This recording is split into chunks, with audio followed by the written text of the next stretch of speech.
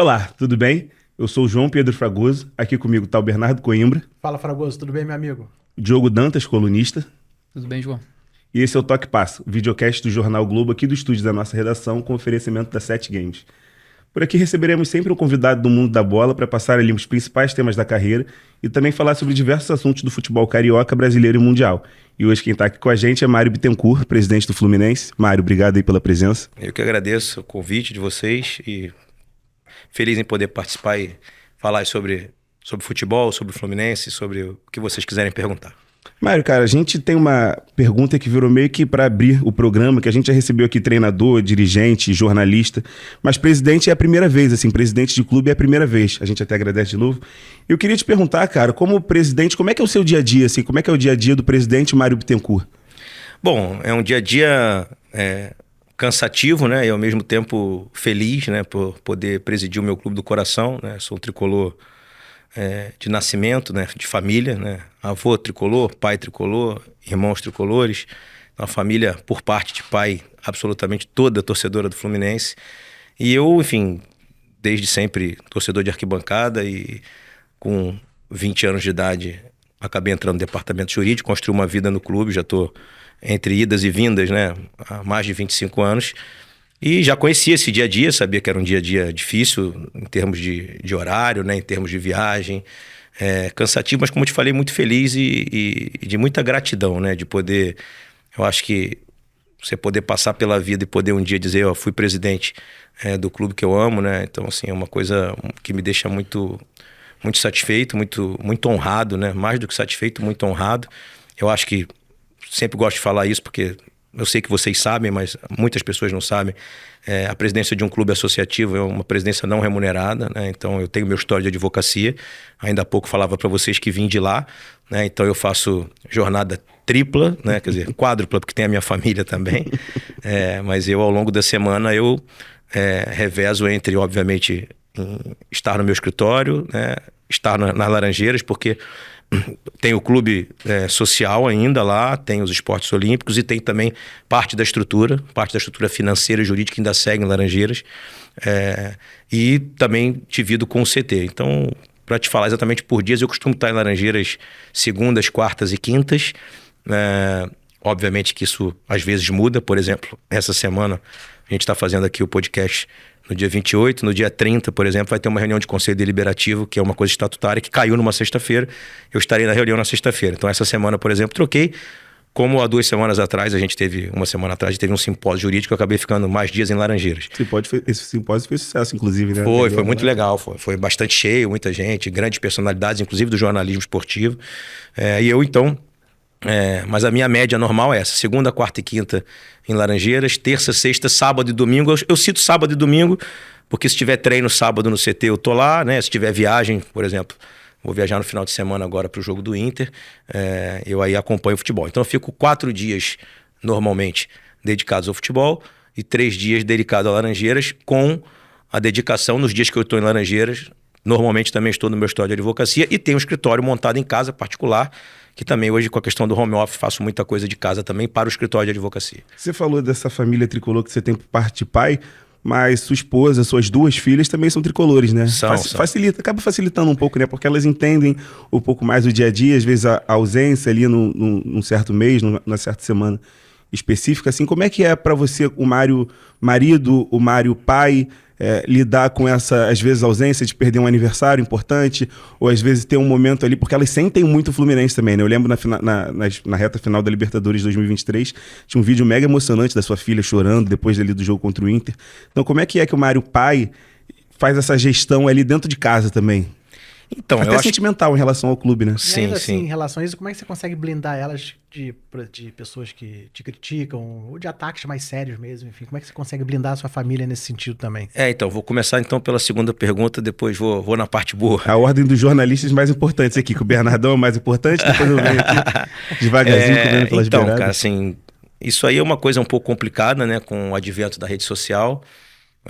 Eu não divulgo, né, e nem divulgarei aqui nome de ninguém, mas por vezes não são muitas pessoas, sendo muito honesto com você, são poucas pessoas. As críticas, às vezes, dependendo do momento do time, são muitas e são válidas e por vezes justas. É quando passa do ponto, né? né? Mas algumas pessoas passam muito do ponto, as ofensas são gravíssimas, né? Eu sofro ameaças, enfim, as crianças também, minha esposa também descobrem o Instagram delas. Mas ao longo do tempo, já se vão 6 anos como presidente do clube, eu vim, obviamente, trabalhando a cabeça delas, né, em casa, de que, enfim, isso acaba fazendo parte que a gente tem que tentar absorver e seguir em frente. Mas já tivemos alguns momentos difíceis, assim, que eu te falei, eu opto em não expor, porque eu acho que às vezes a pessoa que faz até quer a exposição para dizer que causou um dano na nossa família, etc.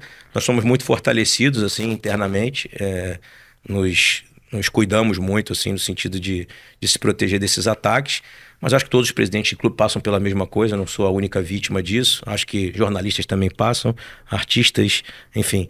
E eu fico triste, obviamente, porque é algo que às vezes machuca, né, as crianças, etc., no sentido psicológico mesmo. Mas certa vez a minha filha mais velha, que está com 14 anos, vai fazer 15 esse ano, a outra tem 10, ela me disse: papai, não fica preocupado, porque a gente sabe quem você é e o que você faz pelo clube, e o que isso é o que mais importa pra gente.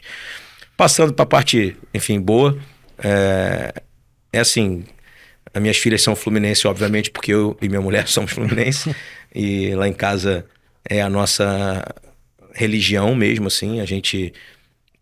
Tudo na minha casa gira em torno do Fluminense, assim. Na minha vida pessoal sempre foi, desde que eu era garoto. E depois que eu construí minha família, né?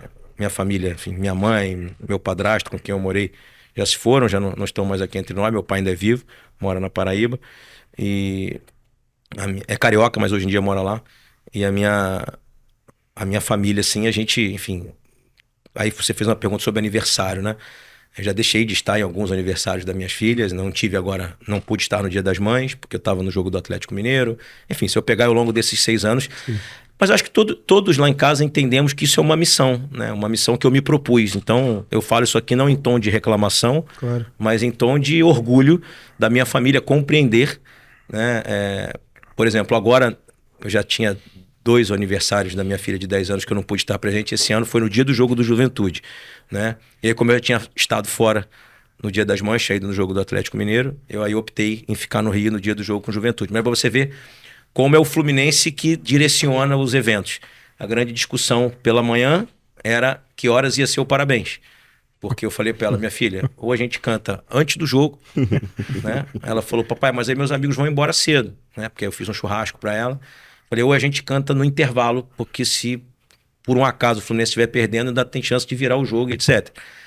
Mas no final eu não deixaria para cantar no final, porque você sabe que se o Fluminense perder, eu vou estar destruído, sua irmã vai estar destruída, os nossos amigos, que a maioria são torcedores do Fluminense, vão estar aqui, vão estar tristes, e seu parabéns vai ser um desastre. E aí o primeiro tempo, enfim, acabou 0-0, nós aceleramos o parabéns, cantamos o parabéns no intervalo, e aí depois do parabéns, obviamente, voltou todo mundo a ver o jogo, e eu, enfim, tive esse insight, porque em 2020 ou 2021, na pandemia, quando os estádios ainda não tinham público, eu viajava em quase todos os jogos, mas teve um jogo no Morumbi que eu estava, enfim, era meu aniversário, né? E eu estava, enfim, muito gripado e etc. E aí estava só com todo mundo em casa, assim, só a família mesmo, porque nós estávamos na época da pandemia. E aí nós estávamos vendo o jogo, acabou o primeiro tempo 1-0 pro Fluminense, depois o São Paulo virou o jogo, assim, eu infelizmente falei para a pessoa: cara, valeu, todo mundo vai embora aí, porque eu não consigo mais comemorar nada no dia que o Fluminense perde. Mas é coisa de torcedor, eu sou torcedor, elas também são. E você viu lá na imagem de Porto Alegre. Foi contra o Inter, né? Foi contra o Inter, né? Aquele dia só ela foi. A mais nova.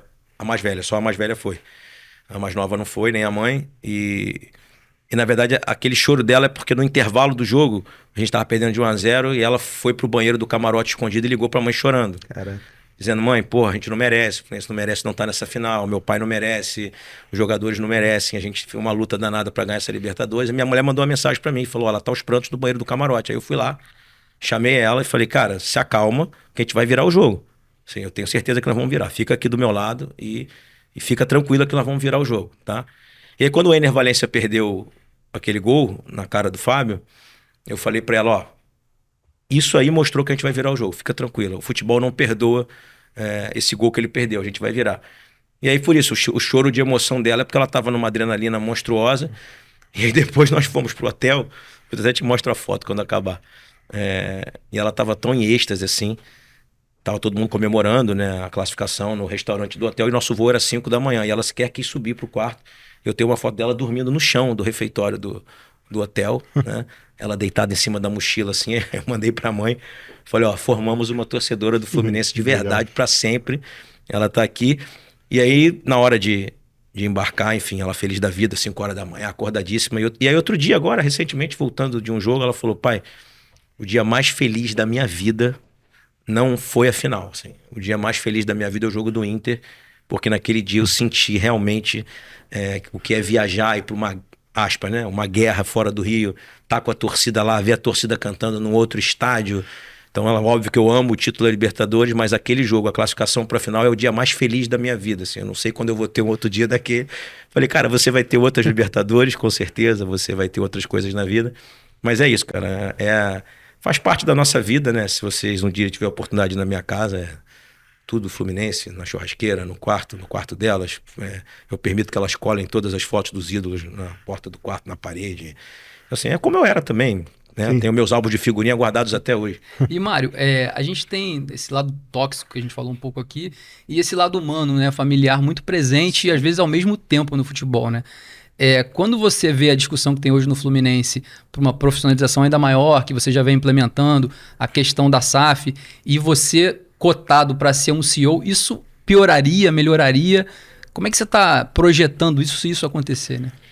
Então, cara, deixa eu te explicar uma coisa, foi ótimo até você ter tocado nesse ponto, assim, como eu disse aqui para vocês no início, eu sou um profissional da advocacia que me constituí também no futebol, né? Eu estou no clube há muitos anos e dentro desses anos todos que estou no clube tive a oportunidade de, enfim, talvez os torcedores mais jovens não se lembrem, mas em setembro de 2009 eu assumi o futebol junto na época com o vice-presidente, o Ricardo Tenório, e a gente, enfim, participou ali, foi uma das pequenas peças daquela engrenagem da arrancada do rebaixamento, né? Depois eu me tornei vice-presidente de futebol, fui vice-presidente de futebol por 2 anos, fui o vice-presidente de futebol que assumiu o cargo após a saída, na transição da saída do patrocinador, né? Então, enfim, foi um momento difícil porque nós não tínhamos recursos para montar time, perdi uma eleição, né? Depois ganhei 2 e sou presidente do clube há 6 anos, então eu tenho uma história longa no clube, mas, como eu disse ainda há pouco a vocês,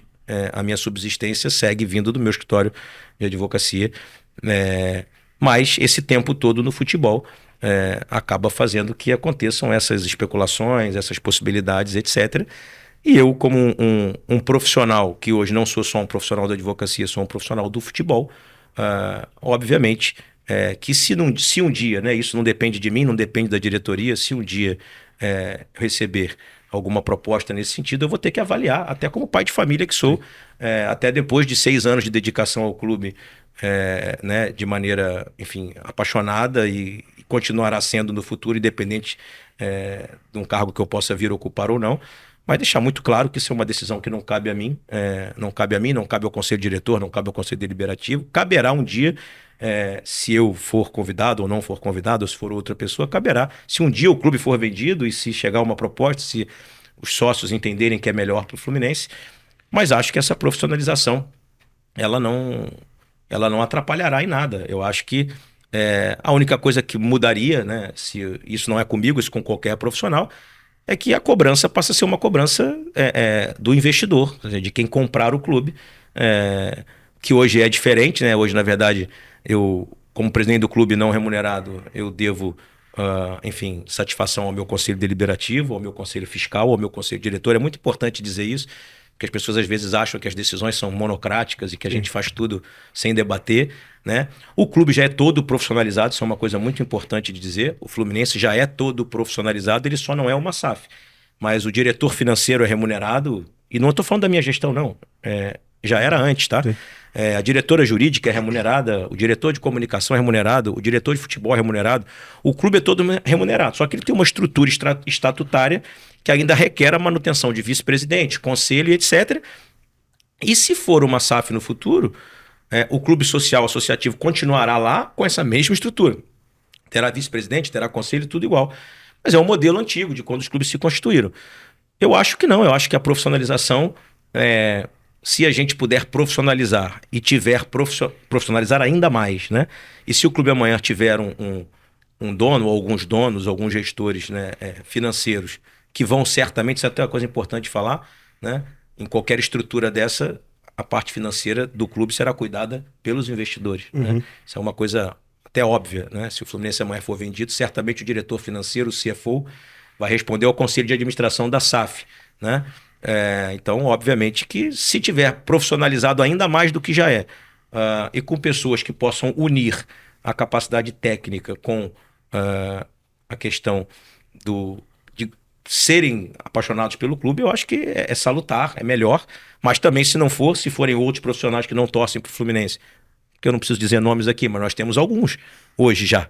Nós temos alguns profissionais na gestão que não são torcedores do Fluminense e são torcedores, são funcionários brilhantes. Até para quem está assistindo, é importante frisar que isso é uma realidade nos clubes em geral, né? Assim, perfeito. Não só no Fluminense, mas nos outros clubes do Rio, nos outros clubes do Brasil. Do Brasil, claro. Assim, tem um clube de São Paulo, enfim, que tem um médico lá, que é um cara super conceituado e é torcedor do Fluminense. Eu sei porque eu conheço ele desde garoto. Ele hoje é médico de um amigo clube. De arquibancada. É isso, hoje ele é exatamente. Um amigo de arquibancada. Legal. E é um grande profissional, super. Todo mundo lá sabe que ele é Fluminense, tá? Isso é importante dizer também. O que não pode são alusões ao clube que você torce, dentro do clube que você trabalha, essas coisas, obviamente. Mas eu não tenho, assim, não vejo problema nenhum que a gente tenha profissionais de outros clubes trabalhando, desde que sejam capacitados, tenham um currículo para isso. Dentro dessa resposta, você falou, caso amanhã o Fluminense seja vendido. Claro que, enfim, é uma força de expressão. Eu queria te perguntar em que pé está a SAF do Fluminense, está essa discussão do SAF? Eu acho que está no mesmo pé da última reunião que a gente fez, que foi transmitida ao vivo, né? A gente segue aguardando uma proposta. Eu sempre tento fazer o passo a passo para as pessoas entenderem, né? O BTG foi contratado por nós ainda em 2022.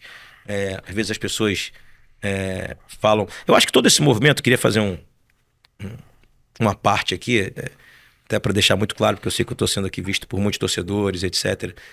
Grande parte desse movimento, dessas críticas, ele é um movimento natural de oposição eleitoral, porque nós estamos em ano de eleição. Então, assim, trazer essa discussão à tona, ela é interessante às vezes, sabe? Quando na verdade ela não tem, na maioria das vezes ela não tem nenhum sentido. É ficar tentando trazer para desgastar o tema. Então, mas assim, você acha que se esse assunto fosse em 2023, por exemplo, não teria esse falatório todo, ou você acha que... Esse é um dos argumentos, inclusive, que eu uso, dizendo, se fosse a toque de caixa, se a gente quisesse fazer rápido, porque uma das críticas que a gente está fazendo rápido, o que é uma inverdade, porque estamos desde de 2022 com o banco contratado para ser o nosso advisor e ir construindo um processo lento e cuidadoso.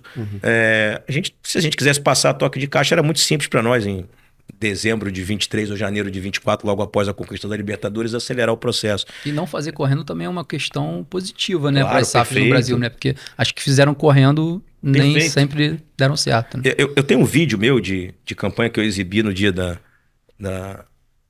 dessa reunião do Conselho Deliberativo, um vídeo meu de 2022, onde eu falo justamente isso. Falo, a lei acabou de entrar em vigor. Além de tudo, eu sou advogado, conheço lei desportiva, porque trabalhei com isso a vida inteira, né? Era uma das minhas áreas de atuação. Hoje estou licenciado dela justamente pela presidência do clube, mas nas outras áreas do escritório eu continuo atuando. E eu dizia isso em 2022, nós vamos olhar com cuidado, vamos deixar outros clubes fazerem SAF primeiro, vamos ver o resultado, vamos ver o que a gente achou bom, o que a gente achou ruim, e vamos construir algo com serenidade, que é como vem sendo construído, né? E o que falta hoje para responder a tua pergunta? Falta que chegue a proposta. E nós estamos nessa fase. Por que a gente fez aquela reunião? Nós fizemos a reunião porque o banco havia nos avisado que a proposta estava próxima de chegar, certo? E o próximo de chegar podia ser naquele mês, naquela semana, ou pode ser até o meio do ano, ou pode ser até o final do ano. Mas nós quisemos fazer uma atualização de como está o andamento, como você me perguntou, e o andamento é esse. Hoje nós estamos na fase de aguardar a chegada da proposta. Obviamente que já há uma construção feita pelo nosso advisor no sentido de buscar os investidores. E aí, sendo muito claro com você, óbvio que quem está no controle do clube, né? Essa é uma outra discussão que é uma retórica nitidamente política e eleitoreira. Quem é que conduz a SAF, quem conduz o processo da SAF é, obviamente, quem está no comando do clube. Quem conduziu a SAF do Botafogo, do Vasco e do Cruzeiro e do Bahia foram os presidentes que estavam sentados na cadeira naquele momento, né? Então esse é um processo natural.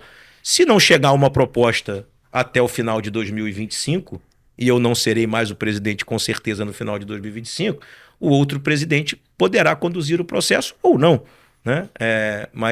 E para deixar muito mais transparente ainda, como a gente já deixou no dia da reunião, isso tem um processo administrativo que ainda será demorado. Se chegar uma proposta, para vocês entenderem, né, a hora que chegar uma proposta, nós vamos levar essa proposta ao Conselho Deliberativo, vamos levar ao Conselho Diretor, vamos montar comissões de avaliação dessa proposta. E, por fim, passando por esses órgãos internos do clube, se a gente entender que está maduro para o sócio ir às urnas votar, porque tem que haver uma eleição para votar a SAF, então não é uma decisão minha, individual, nem do meu conselho, né? E aí, se as pessoas olharem a proposta, óbvio que a proposta será externada, né? Como foi de todos os clubes, né? Olha, X milhões por X%, e etc, né? A gente não sabe nada disso ainda. Desculpa. E, obviamente, que a gente vai levar a votação. Se o colegiado de sócios, proprietários, contribuintes, torcedores, né, sócios torcedores entenderem que é uma proposta boa para o Fluminense ficar ainda mais competitivo, ganhar mais título, disputar contra outros clubes que fizeram SAF, seguimos adiante. Se entenderem que não, o clube serve como clube associativo. E dentro do que você já tinha apresentado lá aos sócios naquela reunião, que tem acho que um mês exatamente, você tinha falado questão de valuation, né, um total de 850 milhões, a dívida que vocês apresentaram no balanço depois, que foi apresentado no fim de abril, na casa dos 800 milhões. Então, assim, e o clube podendo fazer um salto. Que salto seria esse, Mário? E quando você fala de prazo, o que eu ouvi dentro do Fluminense já é que, assim, até ali depois do Mundial, julho, até agosto, seria um deadline. Pode ser que isso se estique e, de fato, vá até o final do ano e não aconteça nada? Não, eu acho que a gente só pode falar em prazo depois que chegar a proposta. Então, se a proposta chegar, a gente vai mostrar para vocês todos os trâmites que vão acontecer dentro do clube e a gente vai calcular esse deadline de acordo com a chegada da proposta. Sobre o salto, também foi falado lá em 2022, assim, a gente fez um ataque muito forte à dívida desde que a gente chegou, né? Nós já pagamos uma fortuna, não tem nenhum problema falar isso aqui, a gente paga 6 milhões de reais por mês de dívidas do passado, né? E temos uma folha de futebol de jogadores que varia às vezes entre 14, 15. Estamos concorrendo contra clubes com folha de 32 milhões, 28 milhões, né, por mês. Fora a aquisição de jogadores, né? Que a maioria desses que disputam com a gente tem uma condição financeira melhor de comprar jogadores. Então, o valor da dívida que vocês pagam mensalmente é 1/3, mais ou menos, por essa variável. Perfeito, exatamente. Eu costumo dizer, não vou citar nomes aqui, mas todo mês a gente paga jogadores que jogaram em 2009, em 2010, em 2011, em 2012. Então eu pago normalmente 2 times, né? O que joga pelo Fluminense, 2 que eu digo, 2 não, 4, 5. Eu pago o que joga e os que jogaram, né?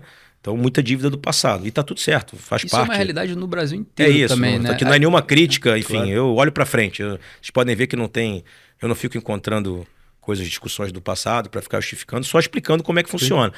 E depois de 6 anos gerindo o clube, a gente olha e diz o seguinte, como é que a gente faz para poder conseguir definitivamente resolver, porque as pessoas às vezes usam nossas palavras e confundem o que a gente falou. Eu sempre falei nas minhas entrevistas, a dívida está equacionada, nunca disse que ela está quitada. E por que ela está equacionada? Se a gente não tivesse pago o que a gente pagou, ela estaria em 1.200, 1.300, só por causa da taxa Selic que vai comendo dinheiro ao longo do tempo. Então a gente pagou mais de 300 milhões de reais de dívida ao longo desse período de 6 anos, né? Isso que eu te falei, de 6 milhões, são valores fixos mensais, fora outras coisas que a gente pagou, como por exemplo, a gente tinha 50 milhões de reais mais ou menos em dívidas na FIFA de jogadores que o Fluminense comprou no passado e não pagou. E aí para não tomar transfer ban e etc, eu vim pagando ao longo do tempo. Vou citar 2, por exemplo, Sornosa e Orejuela, 2 jogadores que o Fluminense não tinha pago uma parcela sequer da compra dos jogadores. Então tudo isso somado dá mais de 300 milhões. Depois de 6 anos gerindo, que as pessoas têm que entender o seguinte, né? Eu vejo às vezes nos comentários, mas ganhou o prêmio da Libertadores, por que não pegou o dinheiro todo e pagou a dívida? Não, primeiro que eu tenho que pagar o prêmio aos jogadores que eu combinei antes da conquista, e aí eu tinha naquele mês de dezembro que a gente recebeu o prêmio, né? Você tem 13º, você tem férias, você tem a premiação, você tem que contratar jogador para o seguinte, e para a instituição continuar sobrevivendo e tendo receita, ela precisa de quê? Competir em alto nível, porque são as competições em alto nível que trazem as boas receitas. Aquele ciclo virtuoso do futebol, Perfeito. né? E como é que se faz um círculo virtuoso com a dívida do tamanho que a gente tem? Você tem que saber fazer as duas coisas ao mesmo tempo. E com toda a humildade do mundo, nos últimos 6 anos a gente conseguiu disputar títulos, ganhar títulos e ao mesmo tempo pagar a dívida. Só que depois de 6 anos você olha e diz, se eu reduzir bastante o investimento no futebol para aumentar o pagamento da dívida, né? Então tiro o investimento no time e aumento o investimento de pagamento de dívida. Eu corro um risco enorme aqui De perder de perder as minhas receitas grandes, que são sócio-torcedor, bilheteria, patrocínio master, cotas de TV, porque quanto mais você classifica em cima do brasileiro, mais você ganha. Passagem de fase em Libertadores, está disputando a Libertadores todo ano.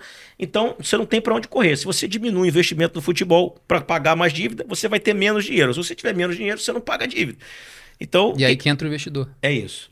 E aí o nosso sonho, a nossa ideia, o nosso ideal é que se vier um investidor, e por isso que eu sempre falei em todas as minhas entrevistas, pô, a SAF que eu mais olho assim com olhos de qualidade é a SAF do Bahia, que entrou e começou a pagar a dívida já está bem pequena. Então se a gente trouxer um investidor com o comprometimento, aí tem que estar na proposta, tem que estar no acordo de acionista.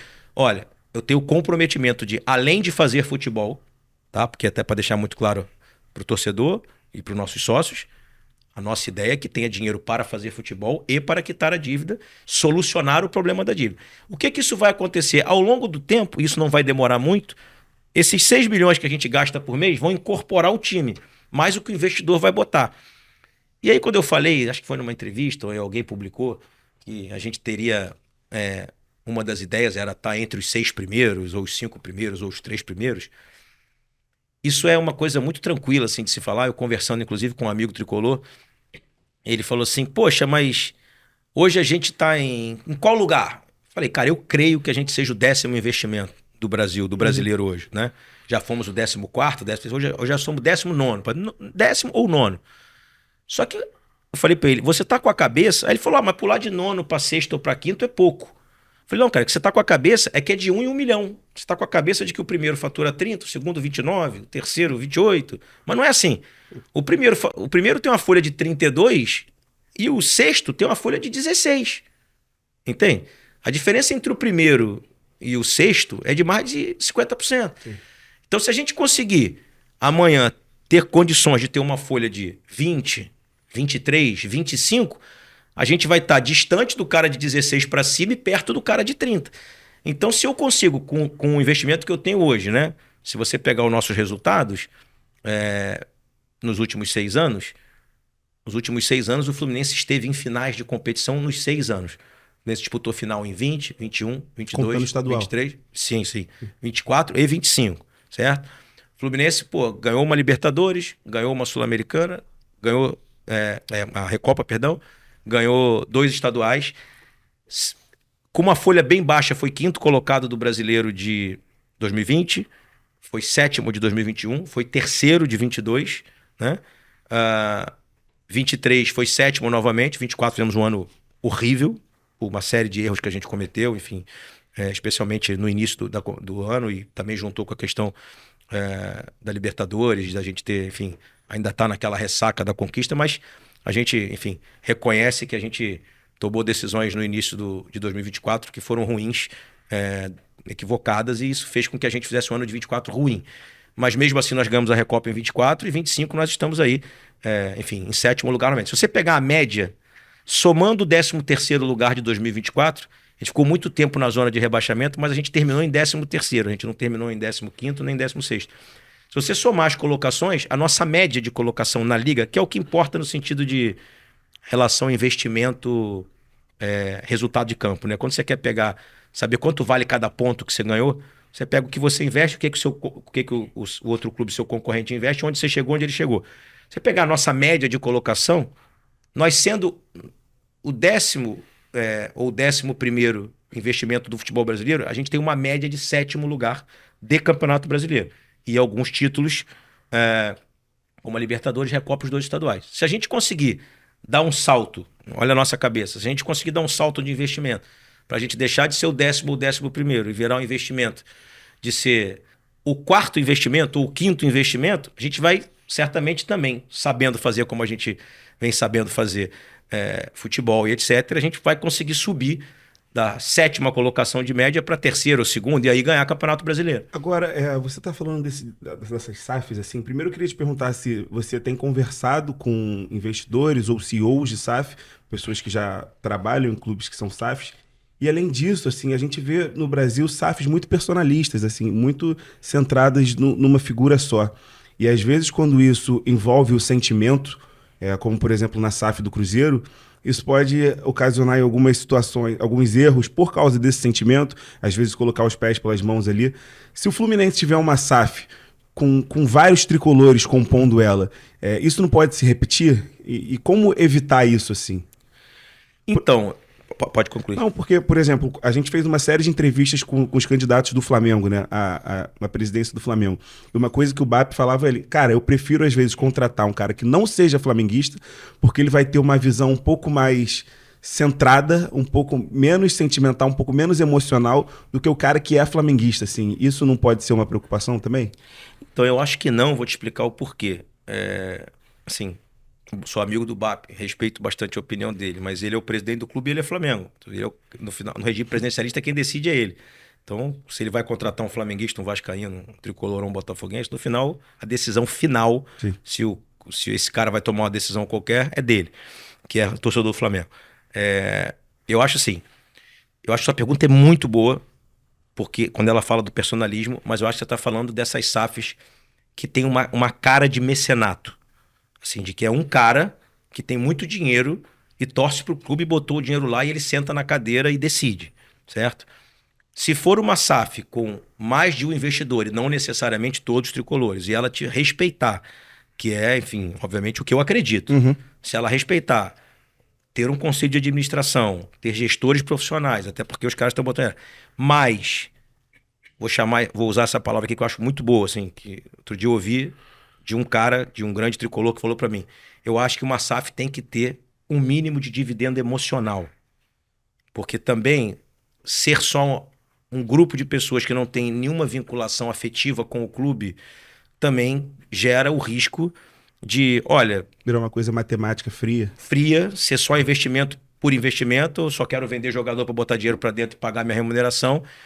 E nós... A questão esportiva talvez fique um pouco em segundo plano. Né? E nós acreditamos, é uma questão nossa de ideal, de que se a gente conseguir juntar o útil ao agradável, ou seja, se quem lá na frente comprar o clube, botar dinheiro, ainda tiver paixão e amor pelo clube, e sentir uma derrota como a gente sente, como eu sinto, uma eliminação, uma derrota, e entender que muitas vezes o número frio não vai te dar um resultado e que a emoção, a paixão vai fazer com que você tenha o resultado, isso vai te trazer até mais receita do que... Como sócio torcedor que você estava falando. Exatamente. Então, assim, o sócio... Desculpa, assim, a gente não vai aumentar a quantidade de sócios torcedores do Fluminense, porque o Fluminense tem uma balança comercial positiva de venda de jogador e ponto final. Não, ela é positiva.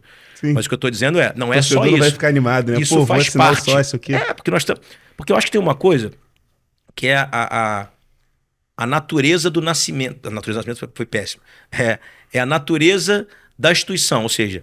Uma associação, ela nasce, né? Por isso que ela chama sem fins lucrativos, de pessoas que se juntam, montam uma associação e passam a amar aquilo ali como amam a sua família.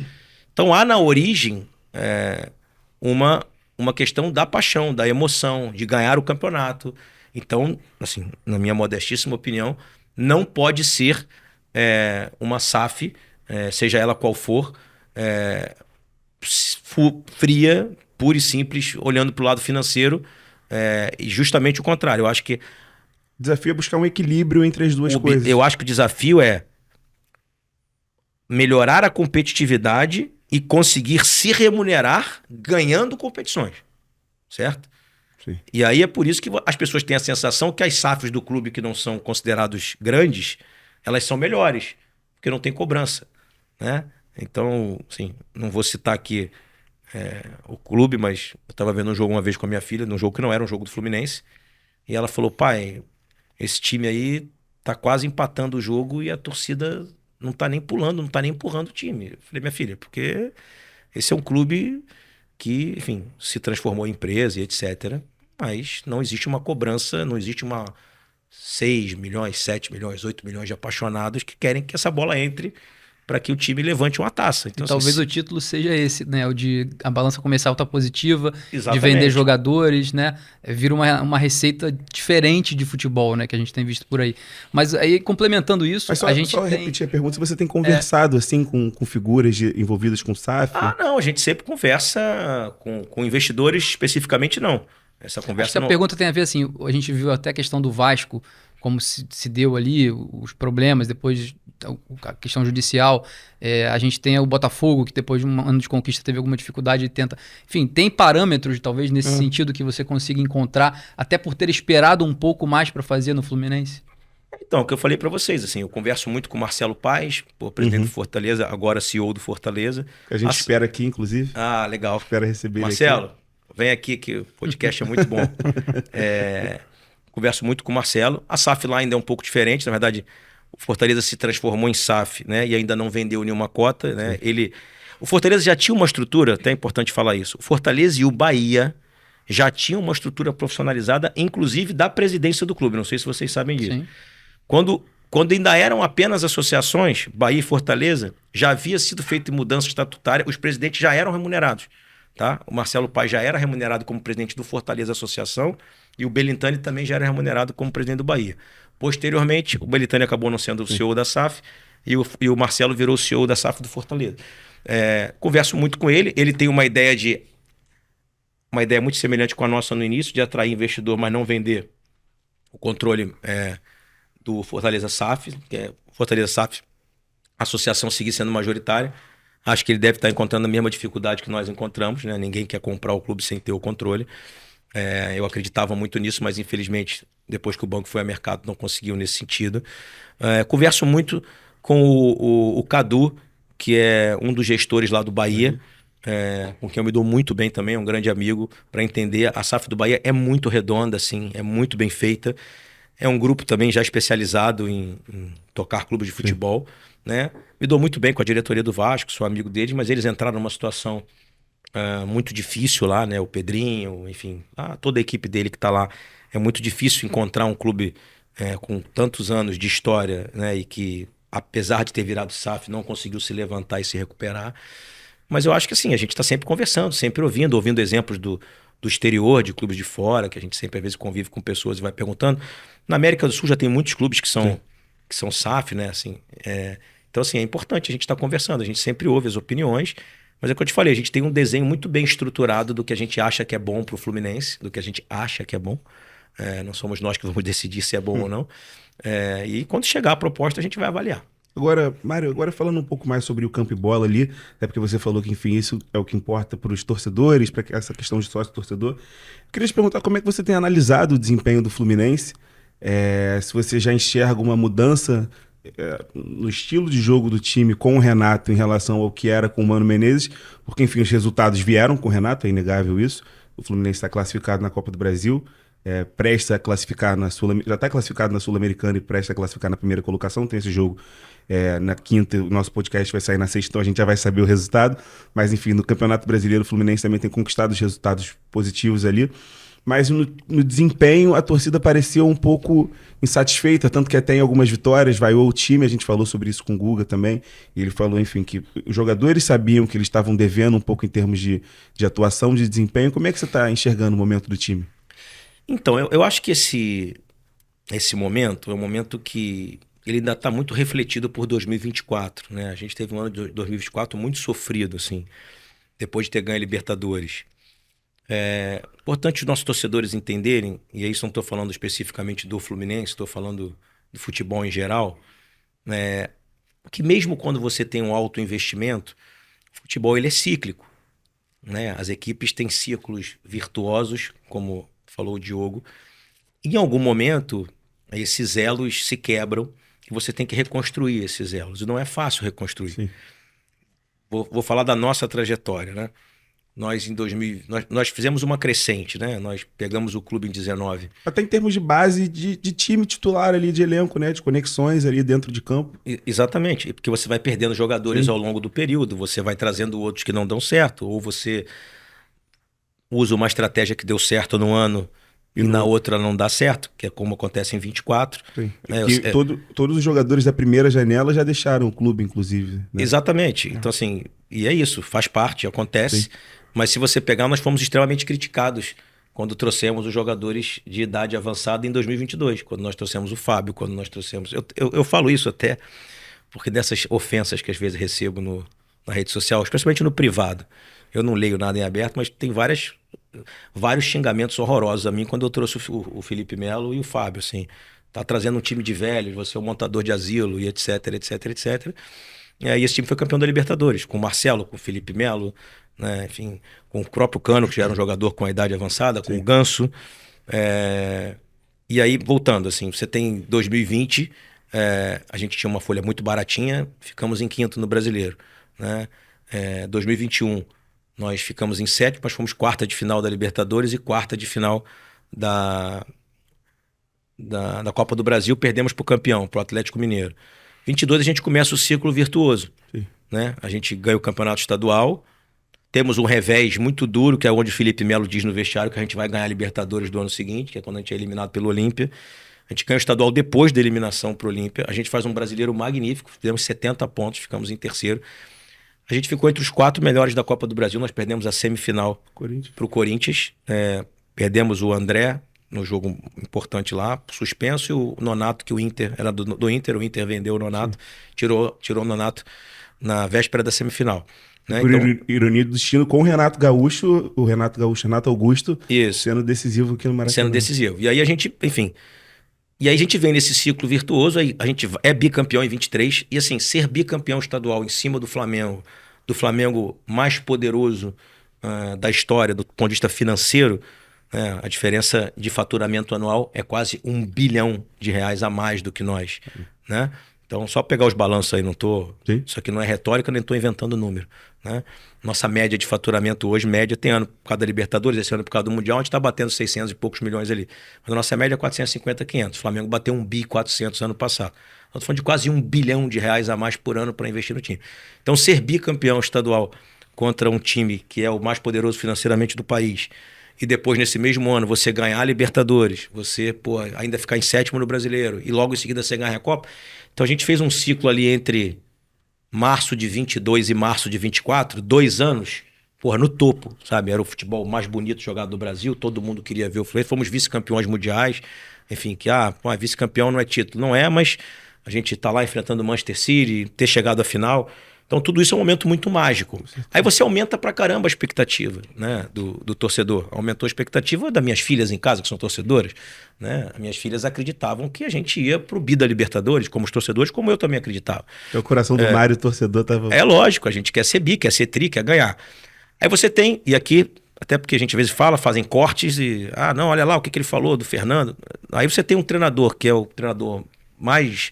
vencedor da história do clube, que vem fazendo um grande trabalho, que está há 2 anos com você.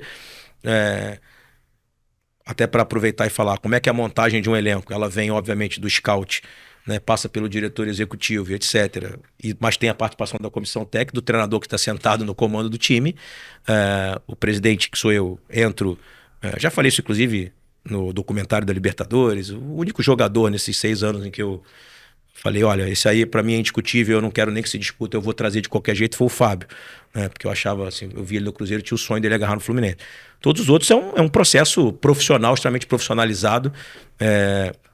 Mesmo assim, óbvio que o Fábio também teve um processo profissional, ele passou por exames médicos, enfim, né? Se ele tivesse um problema grave, ele não viria, mesmo que eu quisesse. Mas há um processo profissional em todas as contratações, em todos os anos. E obviamente aí que eu falei ainda há pouco, eu acho que a gente se equivoca. Em 2024, a gente erra, a gente tenta repetir o modelo de trazer jogadores experientes sem custo para poder, enfim... E aí, só você pegar as entrevistas da época, as notícias, alguns jogadores foram, enfim, escolha do treinador mesmo, e não era uma crítica. É o que eu falo, ninguém planeja querendo errar. Sim. Eu estou explicando para vocês o que a gente pensou para montar aquele time de 24. Né? Que já tinha dado certo no anterior. Que já tinha dado certo no anterior. Uma receita que deu certo, né? Eu discordo quando as pessoas falam que a gente só trouxe jogadores com idade avançada. Não é verdade. A gente trouxe...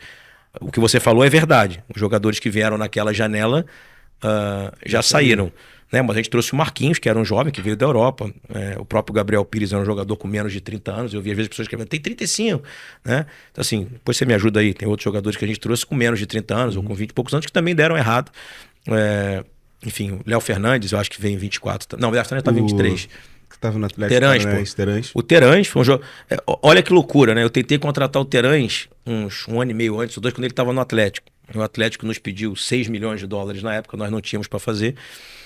Aí ele vai para fora, performa lá no México, a gente consegue comprar pela metade do que o Atlético havia pedido, por 3. Jogador que a gente acreditava pra caramba e não rendeu. E faz parte. Mas era um jogador jovem, né? Agora sim, quando você falava que tinha jogadores de 2009 que eventualmente você está pagando agora, como é que esse processo de estruturação de um departamento de futebol e de contratação também pode tentar minimizar isso para que daqui na frente, ali de repente já numa SAF, o Fluminense não esteja daqui a alguns anos pagando jogadores do ano passado? Não, então, quando eu falei que nós estamos pagando, não é as compras desses jogadores, não. São rescisões trabalhistas desses jogadores de 2009, 10 e etc. Mas eu digo assim, quando passa pelo treinador, a gente está vendo agora alguns jogadores que estavam com o Mano, de repente o Fluminense já tendo que também negociar. É natural, acontece isso mesmo, de fazer parte de um modelo de jogo do treinador, e aí quando muda um pouco isso, acaba sendo necessário se desfazer, refazer o elenco? Isso acontece com todo mundo, e aí você tem um problema da legislação brasileira, que não é um problema do Fluminense, nem do Corinthians, nem do Palmeiras, que é uma legislação de onde você dispensa o jogador, você é obrigado a pagar o contrato dele até o final, integral. Então é o único negócio, eu falo para todo mundo isso, é o único negócio do mundo que você não pode errar.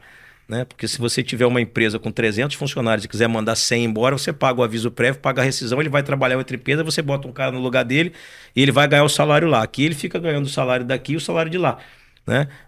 Eu acho que obviamente também não pode ser, porque a carreira do jogador é muito curta, né? E também não pode ser algo que não proteja o jogador. Mas como já foi no passado, que era 50% do contrato, que é o artigo 479 da CLT, eu acho que era mais justo, né? Porque você conseguia flexibilizar, às vezes você conseguia fazer até um acordo para pagar metade da metade, né? A gente obviamente faz hoje, quando o jogador sai, todos os que a gente dispensou Renato nos últimos Augusto, anos, a gente conseguiu fazer acordos. Mas você faz acordo com outro teto. Você faz um acordo com o teto sabendo, olha, se ele não aceitar o acordo e ele sair daqui e ainda tiver tempo de contrato, aí você vai me perguntar assim, mas por que contrata alguns jogadores por um período mais longo? Jogador que você compra, por exemplo, não tem sentido você comprar o jogador, fazer o investimento e fazer o contrato curto. 2 anos. Porque ele vai embora e sai de graça. Sim. E aí você fez o investimento. Eu tento explicar isso às vezes até em simpósios, seminários jurídicos, para pessoas que não são do futebol, mas que julgam o processo de futebol. Como ministros, embargadores, eu falo assim, o que vocês precisam entender Julgam é que... como torcedores. É que ele é um funcionário que custa caro pra caramba, mas ele é um ativo do clube. Sim. Assim, ele tem valor. Isso é até coisa importante de dizer aqui, que às vezes as pessoas querem que a gente faça comentários sobre o jogador A, B ou C, e quando você faz um comentário desse externamente, você está pegando um ativo do clube e jogando ele no lixo. Então o presidente do outro clube vai falar, pô, se o presidente está falando assim, eu vou tentar negociar para um valor menor. É isso, que é o que acontece invariavelmente quando a gente empresta o jogador. Quando a gente empresta o jogador, por que o clube que pega o jogador emprestado, ele normalmente não paga 100% do salário? O clube daqui fica pagando metade. Isso para um lado e para o outro. Quando o Fluminense também pega jogadores emprestados, é a mesma coisa. Por que acontece isso? Porque o cara fala assim, o Cruzeiro quer se livrar do Joãozinho lá, do Paulinho, para que eu vou pagar ele integral se o Cruzeiro vai ter que pagar ele integral de qualquer jeito? Então, normalmente se negocia, fica com metade da parcela aí, eu fico com metade. Isso é um problema da legislação. O que a gente faz lá no clube, né, nesses 6 anos? A gente criou um fluxo de pagamento desses jogadores que saíram. Tem vários que saíram por fim de contrato, aí a dívida não existe. Né? Mas vários que saíram por fim no meio do contrato, se a gente emprestou, ok. Se a gente vendeu, ok. Mas se ele simplesmente saiu, que é o caso do Renato Augusto, a gente tenta, e ele foi muito bacana conosco, ele é um cara espetacular. Ele entendeu que era o momento realmente de romper, todos nós entendemos, e aí fez um acordo muito bom para nós. A gente está, enfim, parcelado. Ele abriu mão do salário, ficou só com as verbas de rescisão que ele tinha, etc. E foi muito legal conosco, entendeu? Exato. Mas também aqueles que não aceitam também não devem ser crucificados. Claro. Eu acho que são contratos que as duas a gente ainda na questão do planejamento, vou pegar um exemplo prático aqui, como é que funciona no caso de vocês do Fluminense, por exemplo, teve a final do Carioca, o Fluminense não foi bem na final do Carioca, enfim. Aí teve uma pausa por causa da data FIFA e veio o Brasileiro 2 semanas depois. E aí, após uma rodada, o Fluminense resolveu demitir o Mano Menezes. Como é que na hora de sentar assim, não tá legal, mas acho que nessa pausa vamos ver como é que vai começar e e deu o primeiro jogo, não deu certo, enfim. Por que não se sai antes? Na expectativa que vai melhorar mesmo? Como é que funciona isso na cabeça de vocês? Nessa decisão de tirar agora, espera 15 dias e não adianta, vamos tirar agora. Poxa, cara, assim, excelente pergunta e eu tinha muita vontade de responder essa pergunta porque, assim, na nossa cabeça ela funciona, há um binômio entre resultado e desempenho. Às vezes você está tendo resultado, não está tendo desempenho. Às vezes você está tendo desempenho, não está tendo resultado. Às vezes você não está tendo os dois. Tá? A saída do Fernando, por exemplo, que foi muito dolorosa para nós, depois de 2 anos e meio. Naquele momento nós estávamos a 7 ou 8 rodadas perdendo jogos em último lugar com 6 pontos. Naquele momento a gente não tinha desempenho e a gente não tinha resultado. Em alguns momentos da passagem do Fernando anterior, 2019, por exemplo, tinha muito desempenho e não tinha resultado. Os jogos Fluminense tinha 20 finalizações e a gente foi tomavam 1-0. Acreditando, pô, só tá faltando a bola entrar, né? No caso específico do Mano, até para fazer uma pontuação aqui, um disclaimer, que as pessoas falam muito de... eu tô tendo a primeira vez a oportunidade de falar isso. Porque mandou embora e tem que pagar a multa de treinador é diferente de jogador, não é o contrato todo, já para deixar muito claro. No contrato de imagem é uma multa pequena e no contrato de trabalho normalmente é metade do contrato. A gente precisa também olhar e eu acho que vale falar também da questão da renovação. Sim, eu vou chegar lá. Estou construído para falar justamente isso. A gente precisa entender o que esse treinador também conquistou para nós, os benefícios que ele trouxe, né? E aí faz parte do risco de qualquer negócio, de qualquer empresa, né? Vou voltar só um pouquinho lá no Fernando. As pessoas criticam que a gente renovou o Fernando naquele momento em 2024. A gente não estava desempenhando bem, mas a gente era líder em 2024. A gente era líder do grupo da Libertadores e a gente estava ali em 8º ou 9º no Brasileiro. Tinha ganho do Vasco de 2-1, jogando bem, isso em 24. Sim. E nós tínhamos 2 anos e 2 meses de um treinador que ganhou os maiores títulos da história do clube. Então, respondendo a tua pergunta, apostamos no sentido de que estamos tendo resultado nesse momento, não estamos tendo desempenho, mas vamos renovar. E aí, quando rompemos, obviamente que tem a multa, mas pense que quando ele foi para a seleção brasileira, a gente dividiu ele com a seleção, a CBF nos pagou um valor alto de multa, como se tivesse tirado metade dele. Então pagou metade de uma multa pra gente. Na época foi algo em torno de 6 ou 7 milhões de reais que entraram no caixa do Fluminense para dividir ele com a seleção. Ele ganhou a Libertadores, a gente teve 100 milhões de reais de prêmio. Depois a gente ganhou a Recopa, teve mais, 30 milhões de reais de prêmio. Nós estamos disputando o Mundial agora, porque ele nos classificou para lá. Então ele trouxe um monte de resultado magnífico pra gente. E é natural que ele tenha um contrato que o preserve e que nos preserve também. Outro dia encontrei um colega de vocês que fez uma crítica com relação a isso e disse a ele, meu amigo, todos os contratos são bilaterais. A multa também é para proteger a não saída dele. Se eu não tivesse um contrato com multa, ele tinha ido para a seleção brasileira de graça, tinha apertado a minha mão e tchau. Ele não só não saiu, como eu recebi, né? Então, a gente sempre faz isso, a gente tenta colocar uma proteção de ambas as partes, e faz parte do risco do negócio, então tem que colocar no pacote. Falando do Mano, o Mano veio no momento, eu não sei se já foi falado publicamente, eu acho que foi, mas naquele momento de escolha na saída do Fernando, nós entendíamos que precisávamos de um treinador muito experiente, que já tinha saído dessas situações, assim, foi até uma escolha do Fred. O Fred era nosso diretor na época, eu acho que ele já falou isso publicamente, mas se não falou ele repetirá, era o nome dele. Eu perguntei a ele, falei, mas você vai trazer o treinador que você brigou no Cruzeiro? Ele falou, justamente por isso, porque eu não tinha mais nenhuma condição de estar jogando naquele momento, estava muito mal, achava que tinha condição de ajudar e ele teve coragem e tamanho para me tirar do time. Então eu, como diretor hoje, acho que tem que trazer um cara que tenha o respeito, o tamanho, uma história grande no futebol e que já tenha saído de situações como a que a gente está, e ele vai tirar a gente dessa situação, eu tenho certeza absoluta. Aí, vou colocar você na minha situação. Você está em último lugar com 6 pontos. Se o Mano tivesse pedido uma multa astronômica em caso... um prêmio astronômico em caso de livrar a gente do rebaixamento, talvez 9 em cada 10 presidentes teria dado essa multa, esse prêmio a eles, dizendo, olha, porque a receita do Campeonato Brasileiro anual média nossa, agora não, que graças à Liga a gente aumentou de média de 80 milhões para 120, 130. Mas antes da Liga, a nossa média de Campeonato Brasileiro era 80, 90 milhões. E se cai para a Série B, essa receita cai de 90 milhões para 9, 8 milhões. Tá? Aí os clubes se desmontam. Então, se a gente cai para a Série B, a gente desmonta o coração, né? Desmonta o imaginário da torcida, é um desastre desportivo e é um desastre financeiro.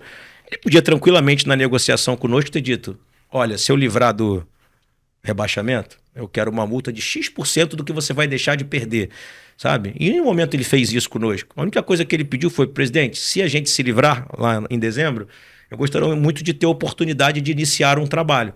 Tá? E a gente, com todo respeito, a gente terminou o Campeonato Brasileiro de 2024 com resultado, porque a gente fez mais de 60% de aproveitamento, e com desempenho. Nós ganhamos do Palmeiras, nós ganhamos do Flamengo, nós ganhamos do Bahia, nós ganhamos do Cruzeiro. Né? Então, assim, o treinador que a gente trouxe venceu os melhores times do campeonato no segundo turno e os melhores treinadores do campeonato. Então, a gente teve resultado. Aí, se você não gosta da forma que o Fluminense estava jogando, porque com o Diniz jogava mais bonito, tinha mais posse de bola, etc. Eu respeito, e é isso mesmo. Mas a gente teve desempenho resultado. E o pedido do treinador foi: se eu me livrar do momento, eu gostaria de iniciar um trabalho com vocês em 2025. E foi esse o acordo que a gente fez. Eu poderia ter mandado embora e descumprido o acordo que fiz no contrato, que era um acordo contratual, ou seja, de projeção do trabalho para 25? Poderia. Era uma renovação automática? Era uma renovação automática em caso de se livrar do rebaixamento, certo? Mas para seguir o trabalho. Não tinha uma premiação astronômica em caso de se livrar. Mas se vocês quisessem parar ali o trabalho, vocês pagariam o quê? Uma multa, é isso? Exatamente, pequena, proporcional. Só que a gente quis iniciar o trabalho. Essa é a verdade. Assim. A nossa ideia era que ele tinha desempenhado, né? O Fluminense fez um jogo contra o Palmeiras na última rodada no Allianz, na minha modesta opinião. Respeito quem discorda, mas eu acho que a gente fez um grande jogo contra o Palmeiras, a gente fez um grande jogo contra o Flamengo do Felipe Luiz, a gente fez vários jogos bons, e aí vai uma questão de característica do trabalho também da presidência do clube. Eu procuro sempre manter o trabalho, certo? Aí nós tivemos janeiro, fevereiro, março, aí o time passou a desempenhar, mesmo com a chegada dos reforços, que aí a gente trocou o modelo, passamos a trazer reforços jovens de aquisição. E já antecipo a vocês, assim, eles ainda estão em adaptação, né? Você vê que o Hércules aí estava sendo bastante criticado e já começou a jogar bem. Esse é o modelo para esse ano. Foi o modelo que a gente montou para 25 de achamos que nos equivocamos em manter aquele modelo e fomos buscar jogadores que precisou de investimento, mas que são mais jovens, têm possibilidade de venda futura. E em compensação, lembre que o Área chegou em 21 e demorou a adaptar também. Então, nós vamos ter demora de adaptação desses jovens. E aí, obviamente, nós mudamos o modelo. O treinador participou de toda essa montagem, mas nós entendíamos que não estava desempenhando. E a primeira rodada do jogo do Fortaleza, na verdade, é só um corte de uma série de jogos que a gente não estava desempenhando. E a gente iniciou uma competição e viu, seguimos não desempenhando. E aí foi uma escolha de trocar por falta de desempenho e de resultado. Fizemos uma final de Carioca ruim, apesar de termos ido à final, e não estávamos desempenhando no início do Brasileiro e optamos em fazer a troca por falta de desempenho e de resultado naquele momento. Nesse jogo com Fortaleza especificamente, chamou a nossa atenção da imprensa aquela discussão que o Mano teve com o Thiago Silva. Isso também entrou na equação, assim, não só esse problema que ele teve com o Thiago Silva, mas o desentendimento com o Marcelo, o desentendimento com o Felipe Melo, assim, todos esses desentendimentos com líderes do elenco entraram na equação, tipo assim, talvez não esteja mais dando... Deu certo, a gente conseguiu o objetivo em 2024, mas talvez agora, por início de trabalho, isso pode acabar criando um ruído dentro do grupo que a gente talvez não queira. Assim. Então, assim, discussões no futebol são normais, às vezes elas são públicas, que estão dentro do campo, às vezes elas são privadas, que estão dentro do vestiário. Pô, se eu te disser que uma discussão de um jogador com um treinador vai ser motivo de uma saída de um treinador, eu não vou estar sendo honesto com você. Óbvio que existe um pacote, óbvio que existe gestão de pessoas, existe vestiário e etc. Mas, cara, já existiam discussões anteriores, como existiram discussões com o Diniz, como existem discussões com o Renato. Você imagina, são 40, 50 pessoas convivendo todos os dias juntos, viajando juntos, há desentendimento entre comissão técnica. Só que tem uma coisa no futebol, quando tá ganhando, nada se fala, e quando você tá perdendo, tudo se fala. E isso em qualquer clube, não é no Fluminense, não tô criticando ninguém aqui. Mas existe essa coisa uma certa... um estigma de treinador, por exemplo, o Mano tem essa característica de fato de fazer um trabalho de recuperação, e aí quando você vem para 2025, de repente o Renato foi esse cara também para voltar a jogar parecido com o Diniz, mas gerindo um pouco o grupo. Vocês ponderam esses Claro. Esses detalhes de características Claro. de treinador quando vão escolher? Perfeito. Como é que é isso? Assim? Perfeito. Quando a gente vai contratar um treinador, a gente pondera tudo isso, né? Pondera como coloca o nome dos caras lá no quadro e coloca esse treinador é assim, assim. Prós e contras. Todos têm, né? Todos têm qualidades e defeitos. É muito importante a gente dizer isso pro torcedor aqui, né? Como eu, como presidente, tenho qualidades, defeitos, erros e acertos, vocês como jornalista também, e faz parte de qualquer processo de convivência, né? Estamos aqui numa redação gigantesca, tem gente que torce para todos os clubes, de diversas religiões, né? Enfim, que gosta de músicas diferentes. E o ambiente no vestiário de futebol é a mesma coisa. A arte é você saber conviver com todo mundo, e por isso que a gente tem lá um diretor executivo que além de ser psicólogo, tem mais de 40 anos de futebol, multicampeão, e que conhece bastante esse relacionamento interno, que observa isso bastante, que antecipa bastante esses movimentos, que é o Paulo Angione. Enfim, e obviamente que tem treinadores que são mais afáveis, tem treinadores que são mais rígidos, né? Assim, as pessoas falam muito sobre treinador estrangeiro, né? Eu não vou citar o nome de nenhum, mas eu escuto sempre comentários de quem trabalha com treinador estrangeiro que eles são extremamente rígidos em uma série de coisas que até no futebol brasileiro são difíceis de você aceitar, né? Mas quando tá ganhando, se diz isso como algo magnífico, né? Estão todos proibidos de passarem na beira do campo, de entrarem ali, assim, tudo isso é magnífico, porque tá ganhando. Se estiver perdendo, saiu uma notícia, olha, tá havendo uma revolta interna porque proibiram o familiar do jogador de ver o treino. Tô dando um exemplo. Não acontece isso, tá? Em todos os CTs é restrito, né? Os familiares não veem os treinos. Mas, às vezes, enfim, um jogador às vezes vem da Europa e diz, olha, o meu irmão chegou aí de viagem, vai passar aqui no CT para me entregar. Tem problema dele ficar sentado aqui? A gente, não, fica lá. Né? É a flexibilidade de regras como qualquer pessoa tem na sua empresa, ou na sua casa, na sua família. E aí se fica propagando um monte de coisa para fora, dizendo que isso aqui é super diferente, isso aqui nunca ninguém fez. Quando, na verdade, eu vou dar um exemplo agora do treinador da seleção brasileira, do Ancelotti. Vamos aproveitar para falar dele, porque aí é um cara indiscutível, sei lá, é o maior treinador de futebol do mundo, mais vencedor, não importa. Todos os jogadores que eu conheço que trabalharam com ele disseram que ele é um cara extremamente afável dentro do vestiário, que é um ótimo gestor de grupo. Tem várias fotos, só você pegar ele fumando charuto com os jogadores depois que ganha título, né? Diz que ele gosta de ir lá fazer a comida, gosta de dançar com os caras. E aí tudo é retórica de quando ganha e quando perde, sabe? Não, o presidente está no vestiário. Você pega uma série de fotos do Florentino Pérez no vestiário, todos os presidentes de clubes estão no vestiário. Que até tem uma discussão, um debate, na verdade, intelectual lá com a nossa comunicação, né? Que eu falo para as pessoas que qualquer clube do mundo só divulga os bastidores na vitória. Ninguém divulga os bastidores na derrota, né? Mas o processo até a bola começar, ele é o mesmo processo, né? Tô falando a ida para o estádio, o ônibus, a chegada, a massagem que o jogador faz. O discurso óbvio que tem temperaturas diferentes. Temperaturas diferentes, né? Clássicos são clássicos, mata-mata. Finais são finais, mata-mata é mata-mata. Aí tem também a questão do treinador, como ele monta o time para aquele jogo. É óbvio que é diferente, mas o ambiente, se você pegar um bastidor, e aí para deixar muito claro aqui, a gente filma todos os bastidores de todos os jogos. Os que a gente ganha vão ao ar, os que a gente ganha todos a gente divulga, os que a gente perde. Acho que nenhum torcedor gostaria de ver bastidor da derrota do seu time. Mas quando a gente chega no vestiário, o nosso roupeiro, Denilson lá, tá com a música, a caixa de som ligada, tá tocando a música dele lá, os jogadores gostam da música, pede pra trocar, bota um samba e etc. O aquecimento é sempre igual, assim, tá todo mundo animado, imaginando que vai ganhar o jogo. É tudo planejado pra voltar com os 3 pontos. Só que do outro lado... Também tem um time que faz a mesma coisa. Tem um time que faz a mesma coisa, que às vezes é melhor que você, ou às vezes desempenhou melhor que você, ou treinou melhor que você. E faz parte, isso é que é lindo no futebol. Agora, Mário, a gente já tá caminhando pro final, e pra gente conseguir abraçar todos os temas, porque tem muitos temas importantes para falar sobre o Fluminense. Enfim, você estava falando dessa habilidade de gerir o elenco, de fazer essa gestão. Esse foi um dos principais motivos que o Renato foi contratado, não só pelo estilo de jogo ofensivo, pela forma como ele ia conseguir os resultados, mas por essa habilidade de fazer essa gestão de elenco, e assim o Fluminense ia conseguir encaixar o time e ia buscar as vitórias. E também perguntar já falando sobre o Mundial, se ele já indicou assim que posições ele pretende conseguir reforços, que posições, ele identificou que o time precisa se reforçar? Se vocês já estão com alguma negociação encaminhada para o Mundial, para essa janela que está começando no dia 2? Então, sobre o Renato, eu acho que o Renato foi contratado primeiro por ser um treinador muito vencedor, por ter feito grandes trabalhos, por ser o treinador mais longevo do Brasil. Ficou 5 anos, né, no comando do Grêmio, com conquistas, enfim, com momentos difíceis também. Tô falando isso para você aqui agora. Vi uma entrevista hoje ou ontem do presidente do Fortaleza dizendo que a luta esse ano é para não cair.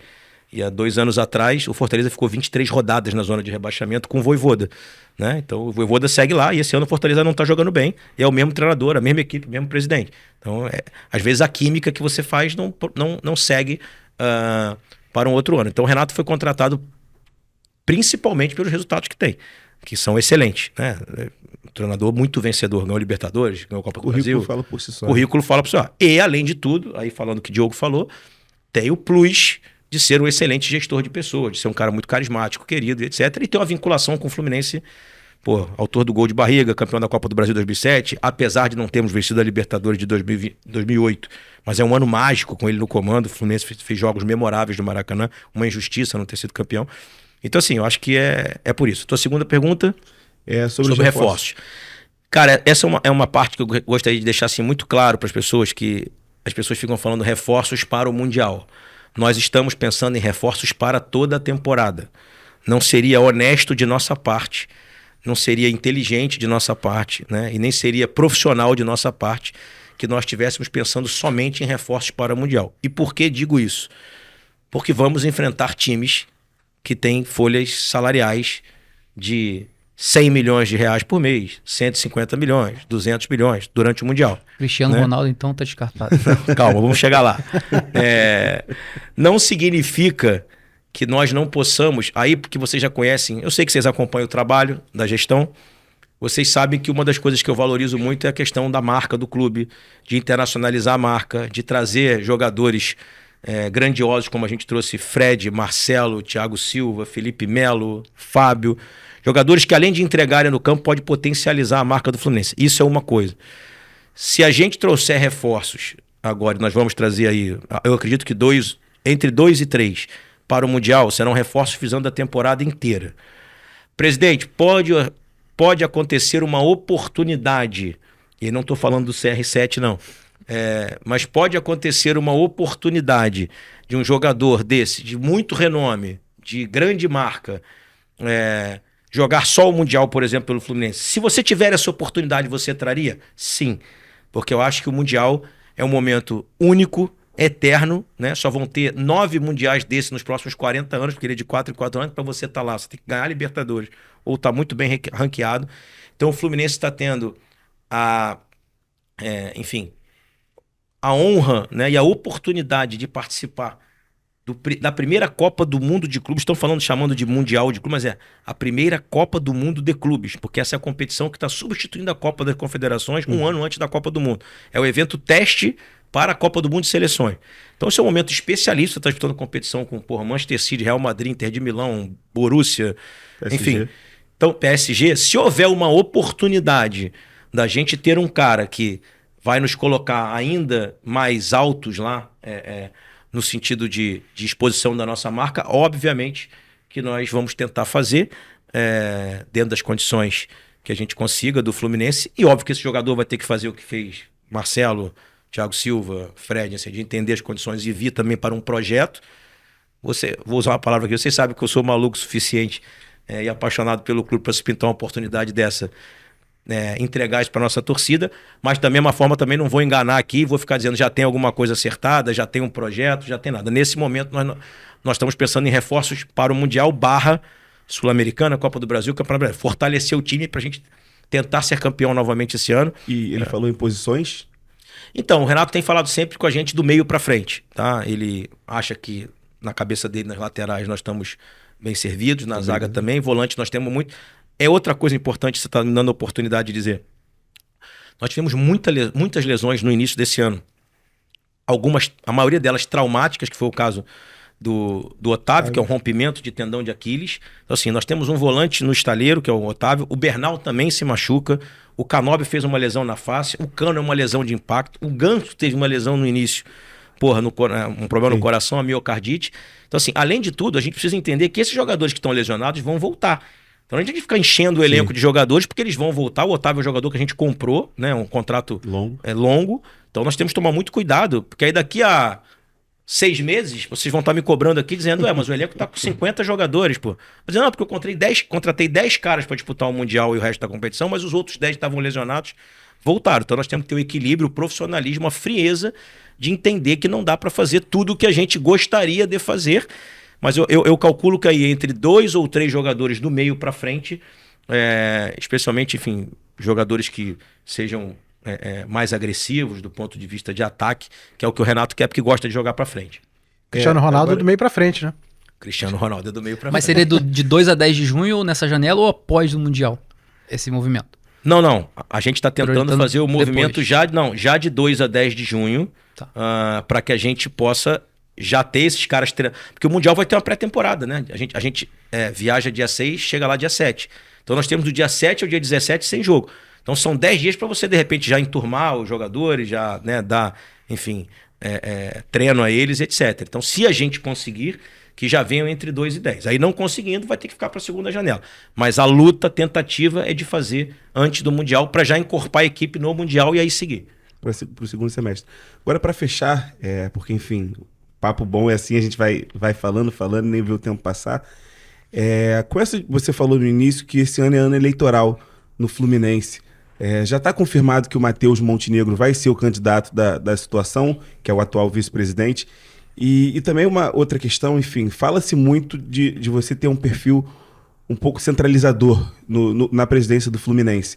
Você acha que isso, de alguma forma, pode ter feito com que o Matheus, caso ele vá, de fato, ser o candidato, tenha trabalhado menos a imagem dentro dos bastidores do clube e até na questão externa mesmo, enfim, com a imprensa, com a torcida? Não, de jeito nenhum. O Matheus é um vice-presidente nosso geral, eleito junto comigo.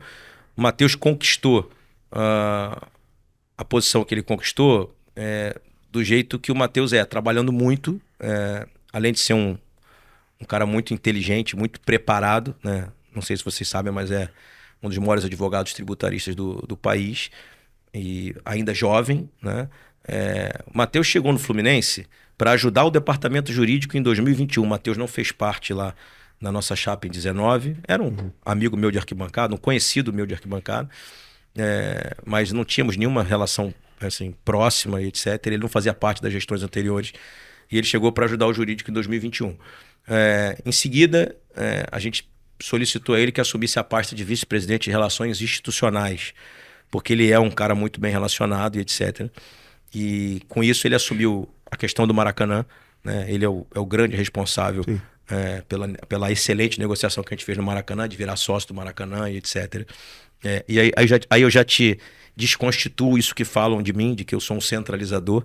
Se você quiser saber se eu sou um centralizador, basta você ir perguntar para toda a equipe que trabalha comigo de qualquer departamento. Muito pelo contrário, eu ouço demais, ouço muito mais do que as pessoas imaginam, com uma diferença. Eu tenho uma característica, uma filosofia de trabalho, que eu não sei se é certa ou se é errada, de me colocar e proteger as pessoas que trabalham comigo. Então, diferente do que foi feito no passado em algumas gestões do clube, sem citar nomes, às vezes as pessoas cometiam equívocos e erros nos departamentos e as pessoas simplesmente torravam aquela pessoa, mandavam embora e divulgavam. Olha, aquilo que aconteceu errado foi o Paulo ali. Manda o Paulo embora e a gestão segue, porque o presidente nunca erra. Então, quando alguém erra, o presidente tira. Eu penso diferente, sou dono do meu negócio desde os 26 anos, no meu escritório de advocacia, e lá também sempre trabalhei assim, né? Todo mundo tem a sua independência intelectual, sou vencido várias vezes nas discussões jurídicas, verdade. Muitas vezes um estagiário está mais atualizado até, porque está no meio da faculdade de um assunto que eu já não vejo há muitos anos, e a opinião dele vai prevalecer sobre a minha, como é assim no futebol do Fluminense, como é assim no jurídico do Fluminense, como é assim na comunicação, no marketing. Se vocês quiserem, fiquem à vontade. Se quiser chamar qualquer um funcionário aqui, qualquer diretor do clube para perguntar se eu não sou um cara extremamente flexível, bem-humorado no dia a dia, me dou muito bem com todo mundo. A diferença é que eu gosto, da minha personalidade, ir lá e proteger as pessoas que trabalham comigo. Porque as pessoas erram porque eu também erro. Então, se não for um erro que nós estejamos falando de falta de honestidade ou falta de caráter, eu vou sempre tentar perdoar e fazer com que o trabalho siga, porque a longevidade do trabalho é o que eu acredito que vai fazer o Fluminense forte, ou o meu escritório forte, seja lá o que for. Então as pessoas têm essa visão de fora, de que eu sou um centralizador, mas se você passar um mês comigo lá, no dia a dia, você vai falar, ué, esse cara não é o cara que as pessoas dizem do lado de fora.